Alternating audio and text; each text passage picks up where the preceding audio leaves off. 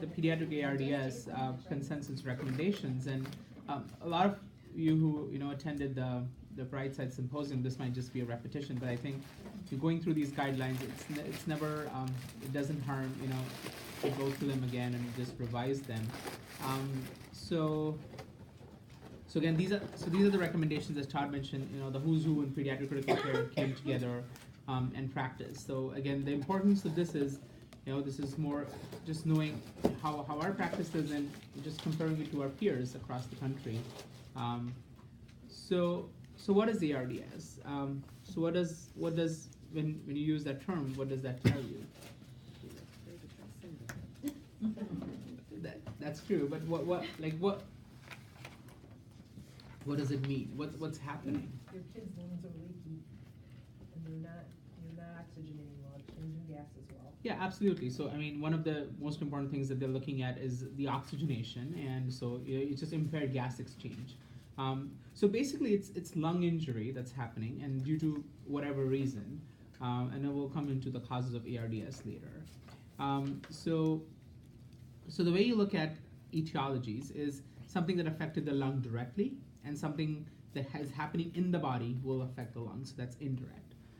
So the direct ones are these, and there's a long list, and it's again not, there's much more to this than what the list is. And so bronchiolitis, we talked about, pneumonias, viruses, bacteria, aspiration of gastric contents. So aspiration, pneumonia, drowning or submersion can cause ARDS. Trolley, does anyone know what trolley is? Yep. So transfusion-associated acute lung injury can happen. Yeah, transfusion. Yep. So a lot of kids, if they're getting transfused, and if they have like a respiratory reaction, that's usually trolley. That happens usually in 2 to 4 hours with the transfusion. Post-obstructive pulmonary edema. So that's from negative pressure. Inhalational injury. So burns, pulmonary hemorrhage, and pulmonary fibrosis. The indirect ones. Can anyone give me some examples of indirect causes of ARDS? Mm-hmm. Absolutely, pancreatitis. Just overwhelming sepsis. Sepsis, absolutely, that's a very important one, yeah. Yep. So yeah, absolutely, sepsis, pancreatitis, I think those are the two most common ones. Fat embolism, so if you have a long bone fracture. A massive blood transfusion can do it. Major trauma can cause ARDS, anaphylaxis, and again, if they're post-lung transplant or post-stem cell transplant. But sepsis and pancreatitis are two of the most common indirect reasons for ARDS. So what's the pathophysiology? And again, just one slide about that. We don't have to really go into detail. One is the initial is the exudative. So you have a lot of exudate inflammatory markers coming in. You have a lot of cell proliferation and then causing fibrosis later. So you have alveolar inflammation. They have depletion of surfactants. So if you remember, you have a type 1 and type 2 pneumocytes. The type 2 pneumocytes are the ones that produce surfactants. So they get affected. They have a lot of capillary leak that happens. So you have just a spillover of the extracellular fluid. You have alveolar collapse, which causes an increase in physiologic dead space. So what do you understand by dead space? Rachel, what do you think? What is dead space? Or like COPD. If it's not participating in any gas exchange. Absolutely, yeah. So the part of the airway that doesn't participate in gas exchange is dead space. So we always have some amount of dead space, right? Our upper airway, our trachea, major bronchi, we do not have any epithelium to have any gas exchange. So there's always a fixed amount of dead space that we have. That's the anatomic dead space. And then the physiologic dead space is the alveoli that are getting collapsed because of inflammation or bronchiolitis, pneumonia, and they were initially participating in gas exchange, they are not participating. And that's the physiologic dead space. And that can change. Usually the physiologic dead space in a healthy lung is minimal, but that increases with disease. And then you have poor oxygen transport. And this again is just a pictographic representation. So this is a normal alveolus and how it can get injured in ARDS. So just looking at just a brief history, we don't have to go through these slides in detail. So it was in 1967 there was the first description of this, and this was based on 12 patients with tachypnea, poor lung compliance, hypoxic failure. None of them were, I think there was like one kid in these 12 patients. So the rest of them are all adults. And they said the changes were similar to neonatal respiratory distress syndrome, which is from surfactant deficiency and prematurity, and that's the reason they called it the adult RDS. And that's where that term came from. And then they met again in 1994, and they said, well, you have to include kids as well. So that's why they said it's acute RDS and not adult. So plus they give some criteria. It's just, again, the reason why these criteria are used is so that the entire world speaks the same language. So when you say ARDS and when I say ARDS, we have to mean the same thing. So they said it should be acute in onset. They should have severe hypoxemia. So you look at your PaO2 divided by FiO2 ratio, and if that's less than 200, you need to have bilateral opacities on X-ray. And you should have an absence of left ventricular failure, which is confirmed by clinical exam, or you do a cardiac catheterization, and you look at your wedge pressure. That's the way they diagnosed LV failure. And then came the Berlin definition. So the reason why the Berlin definition came is because the initial one, it said just says acute. It doesn't say what is acute, like less than 10 days, less than 20 days. So it said within a week. So there was a timing. And then they said imaging-wise, they have to be bilateral opacities that are not fully explained by fusion, collapse, or nodules. And then origin of edema. And then ARDS was originally called as a non-cardiogenic pulmonary edema. That was the old term. So when you have edema that's not explained by either heart failure or fluid overload, then that's ARDS. And they said not everyone needs a cath, because these kids are sick enough, you're not gonna, even adults are sick enough to do a cardiac cath, so an echo should be enough. And then they came up with these criteria, the mild, moderate, severe for PF ratios. And they said these patients need to be on at least a positive pressure, a PEEP or a CPAP of 5 and more. So someone's on high flow nasal cannula doesn't qualify ARDS. Someone's on breathing room air but has bad lungs doesn't qualify ARDS. So they need to have at least a positive pressure of 5 and above, plus this to say they have ARDS. So, but again, why did we need a pediatric definition? So again, it did not take kids into consideration. All they wanted is a PaO2. So when you say PaO2, that means every patient needs an arterial line, and as you guys know, getting an arterial line in every patient is not always possible, especially if they're not intubated. So you're missing kids who only have a pulse oximeter reading. You need a PEEP of 5, but again, they talked about just invasive. They didn't say about non-invasive. We do use a lot of non-invasive ventilation. So how do you classify those kids? They did not look at outcomes. So, okay, like what is going to happen if you say mild ARDS versus moderate versus severe? And then as we talk about, there's always going to be these differences in the risk factors, the pathophysiology, etiology for kids. We see this all the time. Kids are not miniature adults, so there had to be a specific pediatric definition. So these are a bunch of societies that came together, and they met at this Pediatric Acute Lung Injury Consensus Conference, and they came up with these recommendations. PALISI is our North American one, so that's the Pediatric Acute Lung Injury and Sepsis Investigators, and then these were across the world that came together. So their goals were that they wanted a proper definition, so specifically about predisposing factors, etiology, pathophysiology. They wanted to offer recommendations how to support these kids, and then identify priorities for future research. Again, looking at short and long-term outcomes. So what were the key differences from Berlin definition? And I've just put them in bold type. So according to the pediatric definition, we do not require bilateral lung infiltrates, as Todd mentioned. Even if you have unilateral lung infiltrate, that's okay to call ARDS. Again, introducing the use of pulse oximetry. So you can do an SF ratio instead of a PF ratio when you don't have an arterial line for the PaO2. And then using oxygenation index or oxygen saturation index. So when you have a PaO2, you use oxygenation index. When you have just a pulse ox, you use oxygenation saturation index. Again, with a minimum PEEP. And then looking at criteria for kids who have chronic lung disease, because this is a big section of population that we treat, right, with the ex-preemies, and then kids with cyanotic heart disease. So if they get ARDS, how do you define them? And then identify kids who are at risk of getting PARDS or pediatric ARDS. So this is the, and we can put this in a laminated sheet. We can have it for our PICU and PEDS. So this is looking at stratification as to what is mild, moderate, severe.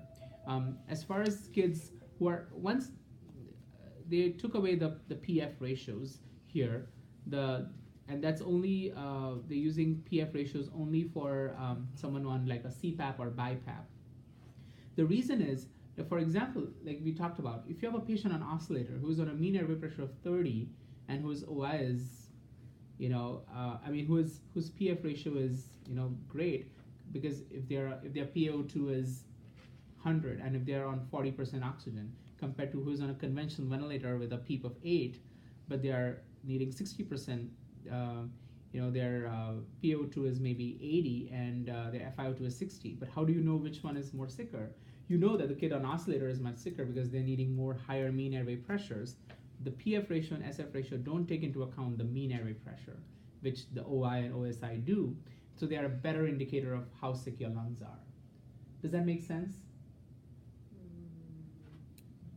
I can repeat that again. So for example, you have a patient who is on a conventional ventilator, is on a PEEP of 8, okay, and they have a PaO2 of, so we can probably do a math. If someone can borrow a pen, please. So for example, if they are, just use a calculator. Sure. So if they're on, for example, you get an arterial blood gas, and if their PaO2 is 60, and they are on 30% oxygen, so you do 60 divided by 0.3, so your PF ratio is 200. If you take a patient on oscillator who is on a mean airway pressure of a MAP of 30, their PO2 is 100 and they are on 40% oxygen, so their PF ratio is 250. So you might say that, oh, their PF ratio is better on someone who's an oscillator, so they're better than the patient who's on conventional. But it's not true because they're needing a higher mean airway pressure to give you those numbers. So that's the reason PF ratio, SF ratio are inferior to OI and OSI, because they do not take into account the mean airway pressure the patient is on. Does that make sense? And then again, this gives into account, for the cyanotic disease, the chronic lung disease, and LV dysfunction. So we're just going to go into details for each of these and what the criteria are. So what they're saying is age should not be a criteria for definition. So they're saying exclude perinatal lung disease. And wherever it says S or W, that means it was a strong or a weak recommendation. So what they did is the panelists came together, and if they said, if 93% and more agreed on a recommendation, it was strong, and if it was less than that, it was a weak recommendation. So that's how they came up with this. They said hypoxemia and chest X-ray findings have to be within 7 days of insult. So if you have a patient with chronic lung disease, if you have new findings on X-ray that are changing from the baseline, and they're within 7 days of that patient getting RSV or flu, then that would qualify as ARDS, even if the original baseline X-ray is abnormal. Does that make sense? And then they should have ARDS criteria that is not explained by LV dysfunction, so they need to have a normal echo. That was same as Berlin. X-ray, we talked about new infiltrate, and then they said we need 2 future studies to measure the inter-observer variability, which is basically, if you have 10 radiologists who are reading an X-ray, someone will say infiltrate, someone will say normal, so we don't really have it like an automated system. So that's what they're talking about. In the future, we need something like that to eliminate that variability. So we talked about OI instead of PF ratios. So PF ratios are only for someone who is on non-invasive ventilation. Okay. Elevation of dead space needs future studies, is what they're saying. So dead space ventilation, as we talked about, higher the dead space, sicker the sicker the patients. Okay. In adults, it's been shown to have a good correlation to their outcomes. However, in pediatrics, they've not shown great correlation. So we just need more studies. And they said measures of respiratory compliance, again, should not be used for these patients. And this was an important one that they came up with. is someone who doesn't have an arterial line. If you're using saturations, you need to wean their FiO2 down to keep their saturations between 88 to 97%. So you don't need 100% oxygen sat for them. So 97 is the new 100. So if someone's satting 98 and they're on 40% FiO2, you keep weaning them till their FiO2 comes to the lowest FiO2. You can bring them to up to room air to have their saturations up to 97. Because we know that when you're giving them a lot of oxygen, you're causing more free radical damage and oxygen toxicity. So coming to kids with chronic lung disease and cyanotic heart, I guess we're going to see a lot of these kids with chronic lung disease, our population. So if you have an acute change, you can say they have pediatric ARDS. So that's a change from their baseline X-ray. Or if they are on, for example, if you have a 25-weeker who is on a trach vent and normally is on a PEEP of 8 at home and 40% oxygen, but now needing 60% and a PEEP of 10, that's a change from their baseline vent setting. So that's ARDS. Does that make sense? And that's the reason we always ask, what's your baseline X-ray? What's the baseline setting? So if they're needing 2 liters oxygen at home through nasal cannula, but now they're on high flow, or if they're needing like a CPAP, for example, not a high flow because they have to be positive pressure, but if they're needing CPAP with a change in an X-ray, that would be ARDS.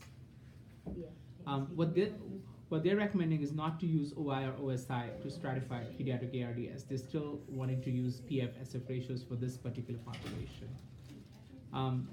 Severity of illness and outcomes, and this is an ongoing study that when I was a fellow, we participated from Buffalo, and that was looking at their markers at onset within 24 hours and thereafter, and looking at how they did. And this was, they found that dead space is related to, in adults related to outcomes, but in kids we need more studies. And they found that tidal volume, PEEP, mean airway pressure, and relation of that to outcomes again needs more studies.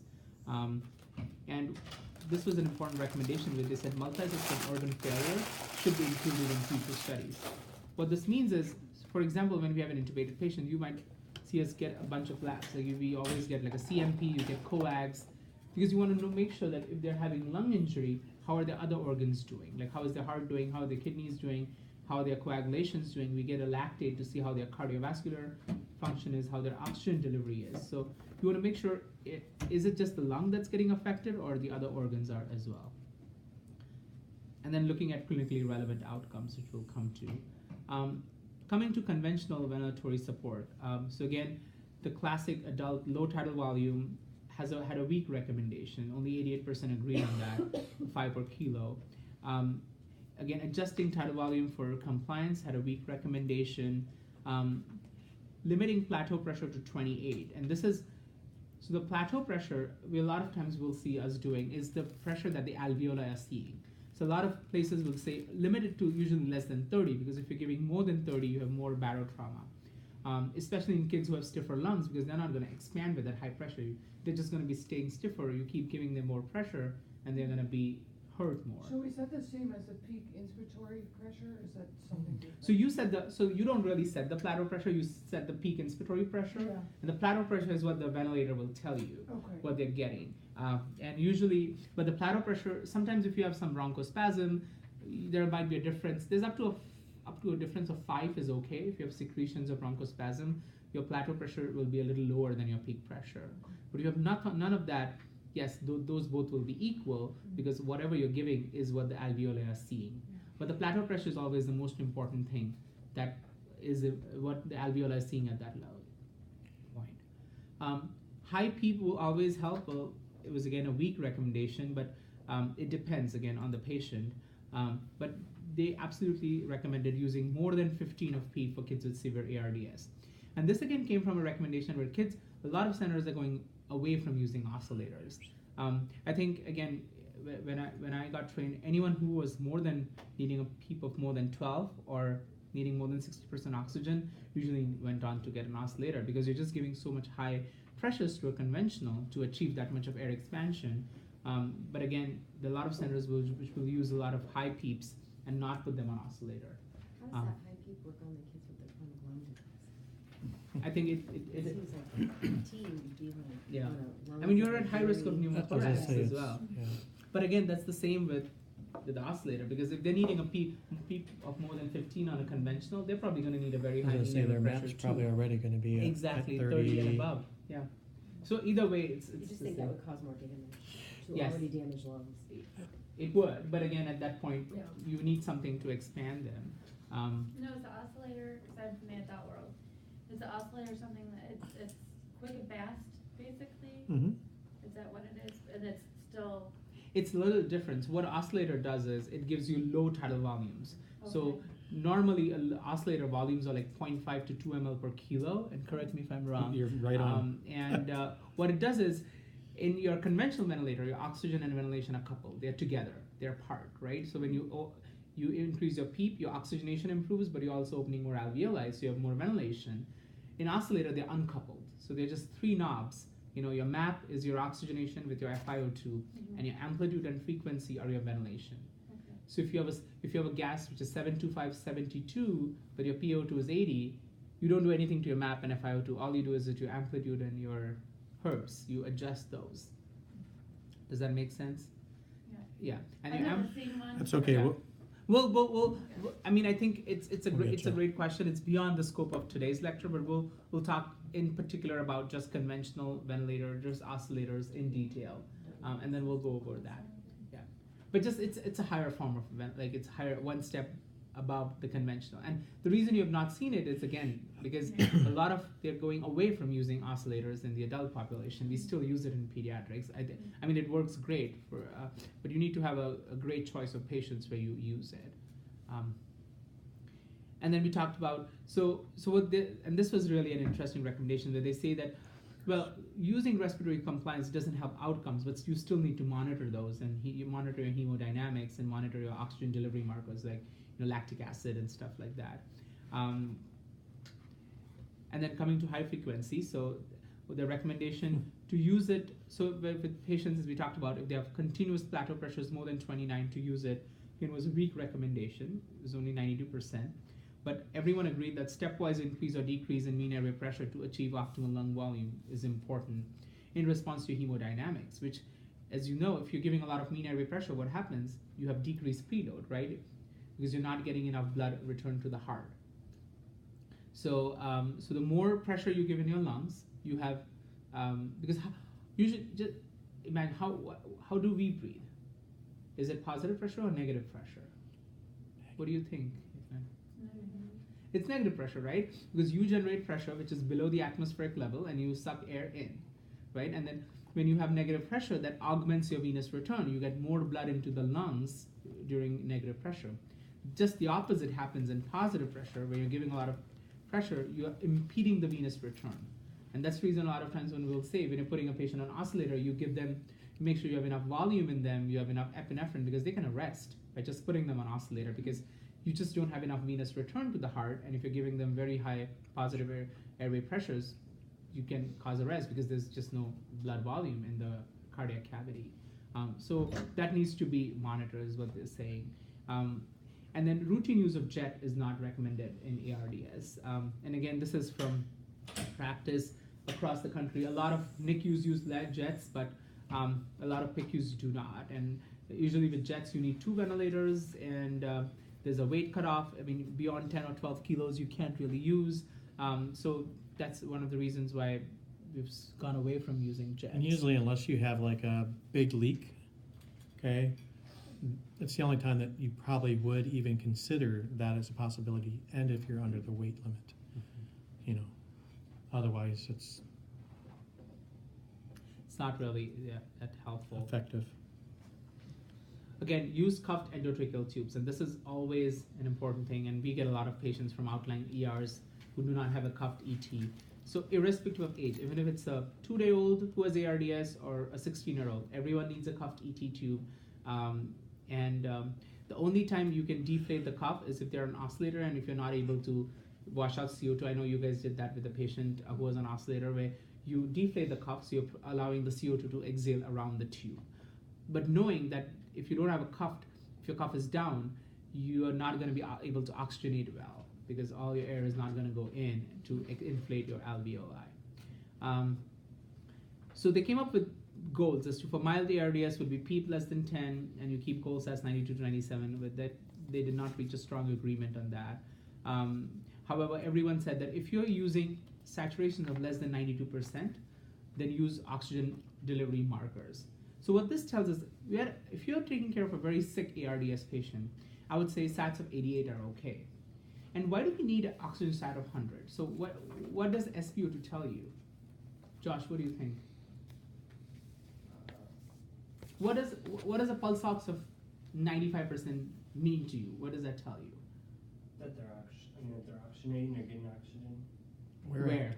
In their lungs, or through their body. Yeah, so their oxygen, so that's the amount of hemoglobin that's saturated with oxygen, right? So 95% of the hemoglobin is saturated with oxygen, so the number is 95%. So that's the amount of oxygen it's going to give to the tissues. When you are satting 88%, that means only 88% of your hemoglobin is saturated with oxygen. But then, if you're allowing someone to stay at 88 sat for a long time, the question is asked, is that enough to maintain the oxygen delivery for all the tissues? And how do you look at oxygen delivery for a patient? ABTs. I mean, Perfusion. Yeah, so your perfusion, their brain function, so they're just sedated, non-muscle relaxed. You can look at how their neural activities, how the urine output is, so the end organ, your kidney perfusion, your lactic acid, so you're using oxygen, you don't have anaerobic metabolism, so your lactate is less than 0.2. So those are the markers of oxygen delivery. So if those are normal, if you have good urine output, your lactate is normal, your heart is not getting affected, you're not acidotic, then you can say at 88% you're perfusing the body okay. You don't need to go up on your oxygen sats. Because what you're doing is you're giving them more oxygen to go up on your sats and you're causing more lung injury. So you have to have a balance of that. Does that make sense? Mm-hmm. So you can tolerate lower sats as long as your oxygen delivery is okay. And then the most important concept is permissive hypercapnia to minimize the ventilator-associated lung injury. And this is where a ventilator-induced lung injury. And this is more where if you get a blood gas, an arterial blood gas of 725 and above, pH is okay. So if you get a gas of 72759, you don't have to go up on the rate or the tidal volume to get a normal pH. Because what they did in the past is they would want to make sure the PCO2 was normal, and in the time they were getting more volumes, and then they were causing more days on the ventilator and causing more lung injury. So they thought as long as your pH is okay, where all your enzymes in the body are functioning at a optimal pH, you don't need to get your PCO2 within normal range. I've tolerated PCO2s in the 70s or 80s. I think when it reaches like 90s or 100s is a point where your CO2 will displace oxygen at the alveoli, because it's 20 times more diffusible than oxygen. But up to 70s or 80s, like low 80s, is fine, as long as your pH is normal. So always look at your pH. Then the only exception to this is someone with traumatic brain injury, because your PCO2 is directly related to cerebral blood flow, so you wouldn't allow your CO2 to be that high. And someone with pulmonary hypertension, because high CO2 will cause increase in pulmonary vascular resistance. So those are the two exceptions. But otherwise, permissive hypercapnia, permissive hypoxia is the way to go for managing cardiac ARDS. lesions. You use that for cardiac lesions as well? Not for like a cyanotic heart disease, yeah. So again, when they came up with these goals of 7.15 to 7.3, I think that was a weak agreement. I think most of the centers would recommend an arterial pH. As long as you're 7.2 and above, you have decent perfusion. We talked about like in our DKAs, right? I mean, if you're a pH of 7.2 and above, you can give them Lantus, because you know it's going to get absorbed subcutaneously well. Because at 7.2 and above, most of your enzymes are functioning, you have decent organ perfusion, that is tolerated. And routine use of bicarbonate is not recommended. And I think this is very important, because how does bicarbonate get released from our body? No, it won't get It breaks through the down kidney. into water and carbon dioxide. Yeah, absolutely. And how does carbon dioxide get out of our body? Anhydrous. From ventilation, right? So if you are controlling, Carbonic anhydrous. absolutely. So if you are controlling someone's ventilation, what's going to happen? If someone has a pH of 7.15, 7D, and if you give them bicarbonate, you're causing worsening respiratory acidosis if you don't blow off that CO2. So giving bicarbonate just to make that number look good is not recommended, and it's not helpful, especially if you do not have if you're controlling their ventilation. So that's one of the reasons why bicarbonate has gone away from the code meds, because if you're arrested, you do not have any pulmonary blood flow. And the only way you can get bicarbonate to get to the lungs and outside into the atmosphere is through the pulmonary vessels. And if you don't have any pulmonary blood flow, because you don't really have any blood flow, you're arrested, if you're giving bicarbonate, that's going to worsen your respiratory acidosis and make you much more sicker. And that's why bicarbonate has gone away from a code med, because no one used, that's the reason we routinely don't give bicarbonate in patients. What about inhaled nitric oxide? So routine use is not recommended. So nitric oxide makes the numbers look great, but they looked at long-term, their ventilator-free days, days in PICU, days in hospital, didn't really change. So routine use is not recommended, except if you know they have pulmonary hypertension, if they have RV dysfunction based on echo, or as a bridge to ECMO. So like the patient where, we were thinking about ECMO, you're throwing everything but the kitchen sink, consider nitric oxide, but not in a regular patient. Did she end up getting an echo? Did you look at her?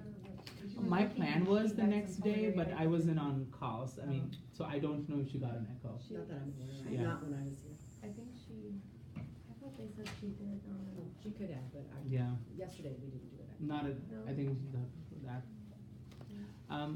What about surfactants? Surfactant is not recommended anymore. They found increased risk of pulmonary hemorrhage with surfactant. So again, it's like your last resort. Patient is probably on ECMO or going on ECMO. If you want to try something, try surfactant. Prone positioning. So again, not routinely recommended, but they're saying it was a 92% agreement to be used in severe pediatric ARDS. There's more and more studies coming out with prone, and we can, do, it's probably a separate topic for discussion. If you prone someone, it has to be at least 14 to 16 hour proning. So it can be a short term because you need it to show effect.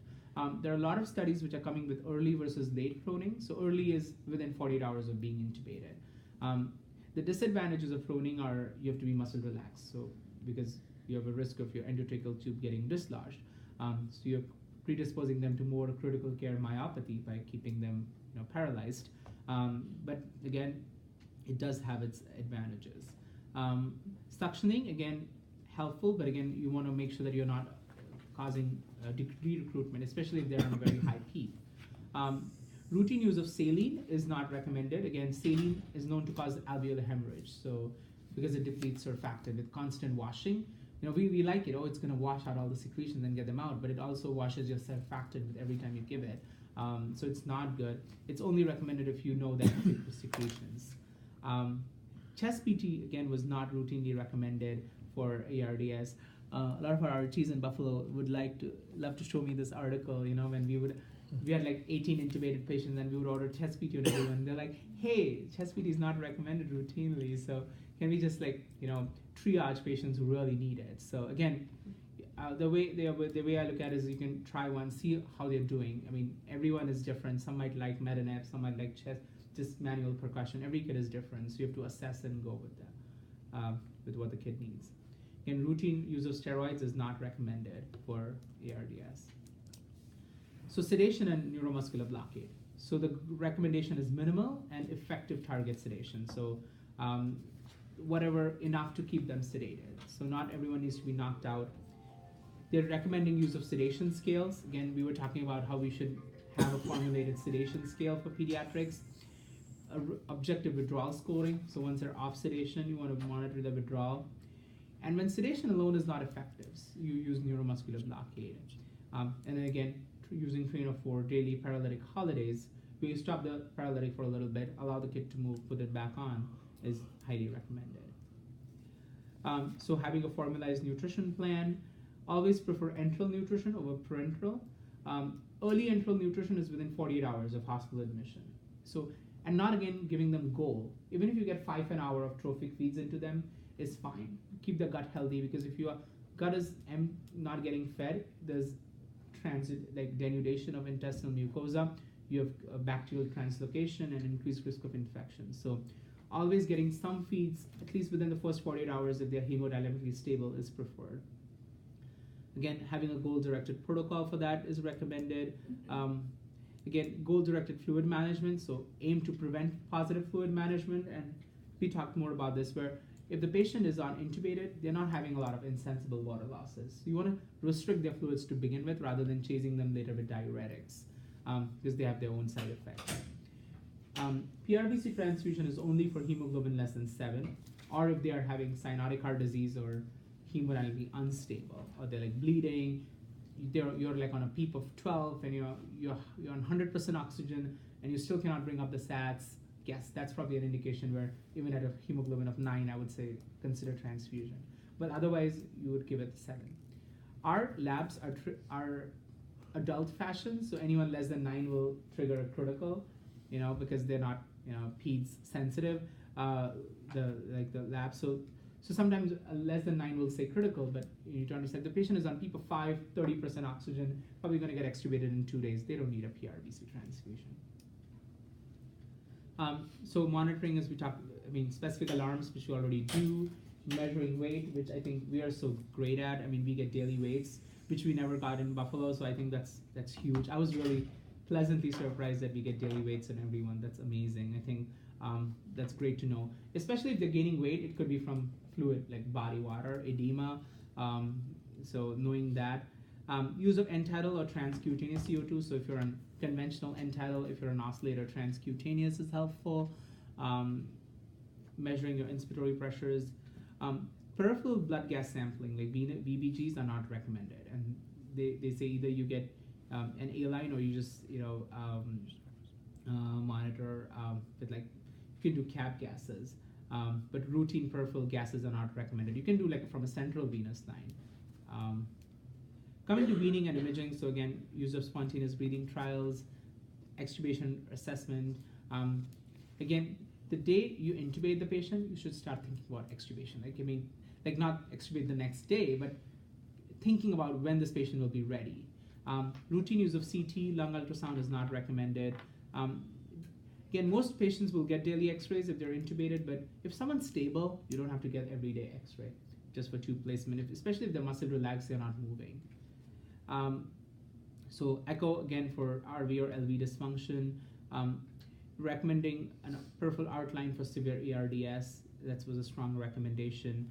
There was not enough evidence to measure like BNP, that's for cardiac failure, or mixed venous oxygen monitoring, unless you suspected oxygen delivery issues.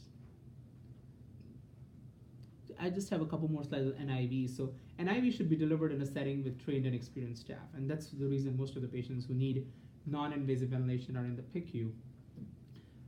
Again, consider invasive positive pressure if there's no clinical improvement, and high flow should not be considered as equivalent to non-invasive positive pressure, and this was a recommendation that came from them. And again, always use heated humidification. A lot of times I will say if someone's on like 2 or 3 liters, I would still keep them on high flow and not transition them to a nasal cannula, just because it's heated humidified. And plus you can titrate their FiO2. So it's easy, especially if they're going to be on 2 or 3 liters for 2 or 3 days. You don't want the nasal mucosa to get dried up. Again, sedation should be used with caution, especially someone on non-invasive, because you don't want them to like have their breathing suppressed. And that's where Precedex, I think, is a great medicine, where it can sedate without causing respiratory depression. Again, ECMO is when all standard measures fail, especially if the respiratory etiology is reversible, and if the patient eventually, if it's going to need a lung transplant, is a suitable candidate, you need to consider. So someone like our patient, the 15-month-old, I think she was a great candidate if she would have needed ECMO. Again, assess quality of life pre-ECMO. So if someone's like MRCP, I would not consider ECMO. Or like for example, our patient who came in with hanging, the 16-year-old, and he probably was ECMO material all night, but we did not put him on. We did not consider ECMO because he had fixed dilated pupils on exam. So neurologic exam is most important, single most like an ECMO checklist indicator for if they're going to need ECMO or not. But someone who was doing great pre-ECMO, I think they should be always given that option. Does anyone know the difference between VV and VA ECMO? Venous, yeah. So and then when would you use VV or VA? So the best is, yeah, sorry, go ahead. No, go ahead. You would use the VV if there's a cardiac issue, correct? And VA if there is a other way around. The other way around. Yes. Okay, that was close. Yeah, but you're close. Yes. So VV is if it's only lung failure, it's VV. If it's lung and heart, it's VA. So for example, if someone has septic shock, is on 2 pressors, not doing well, needs VA. Their lactate is 10, they're hypotensive, you're on like epi of 2, nor epi of like 0.2, whatever, and then those are patients who need VA. Like for her, she was not on any pressors, doing well. Her only issue was oxygenation, ventilation. It was just the lung. It's VV.